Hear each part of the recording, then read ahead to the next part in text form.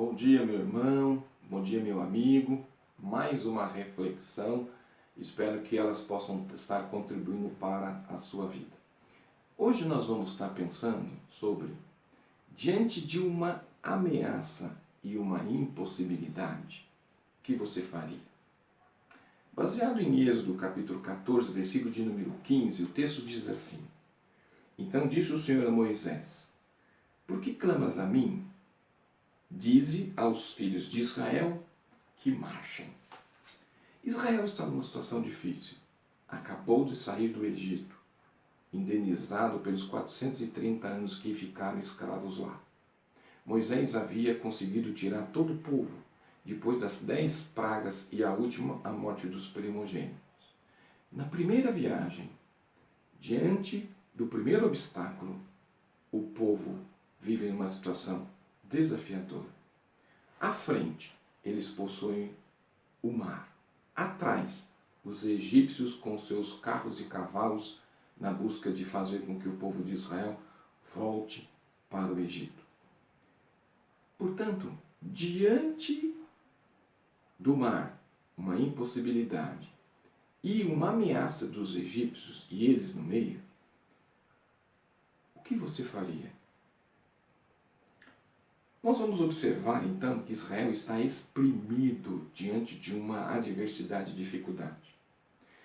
Nós temos uma ameaça iminente de um povo que era, naquela época, a nação mais bélica, mais preparada para a guerra. O povo de Israel nada mais é do que um povo que vivia apenas com a agricultura. Na verdade, era um povo de roça. E aí eles vão enfrentar, nessa circunstância, uma impossibilidade com o mar à frente e uma ameaça com os egípcios atrás. Havia 3 possibilidades. Primeira, render-se. Eles poderiam ter dizido: tentamos, buscamos, não conseguimos, não deu certo, vamos desistir, vamos voltar a ser escravos, vamos voltar à nossa vida anterior. Essa história de liberdade não é para a gente. Então vamos nos render, porque o sonho de liberdade não se encaixa na nossa realidade. E aí é melhor render-se. Há muitas pessoas que se conformam com circunstâncias e com situações e com o primeiro obstáculo desistem de tudo porque acreditam que não vão conseguir vencer nenhuma dificuldade, vão vencer nenhum problema e aí é melhor desistir de tudo. Melhor render-se e voltar para ser escravo. A segunda, permanecer onde eles estavam. Quando os egípcios chegarem, nós vamos dizer para eles: desculpa aí, nós erramos, nós falhamos, nós queríamos uma coisa que não era nossa. Vamos perder alguns vão morrer nesse confronto, mas é o custo das decisões que tomamos. Né? E aí é melhor então nós voltarmos àquela circunstância de vida atual. E aí vamos fazer com que verdadeiramente a nossa vida daqui para frente continue sendo escravo, porque nós na verdade não temos possibilidade de liberdade. E aí render ao problema, à circunstância, à situação é melhor. E a última, que seria avançar.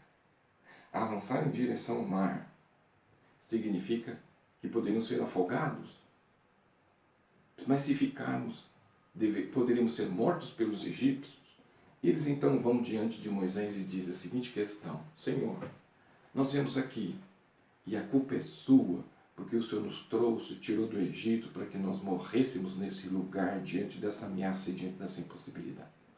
Moisés poderia se desesperar como líder, dizer que ele errou verdadeiramente, que agora ele estava numa situação difícil, botou o povo em perigo e acabar cometendo uma atitude equivocada. Mas Moisés fez o seguinte: ele ora, clama, pede. Deus pergunta: por que o povo clama para mim? Faça a única coisa: siga em frente. O povo então segue em direção ao mar, porque o líder toma essa atitude. E à medida que ele desce, o mar se abre, o povo passa diante daquela impossibilidade. Os egípcios seguem atrás, o mar se fecha, eles morrem e o povo sai a pés secos do outro lado. Por isso, meu irmão, diante de qualquer ameaça e diante de qualquer impossibilidade que a vida traz, a melhor questão, a melhor postura, a melhor decisão é buscar o Senhor, porque Ele vai dar a resposta e a direção certa. Quando você clamar, você pedir, ouça a sua voz.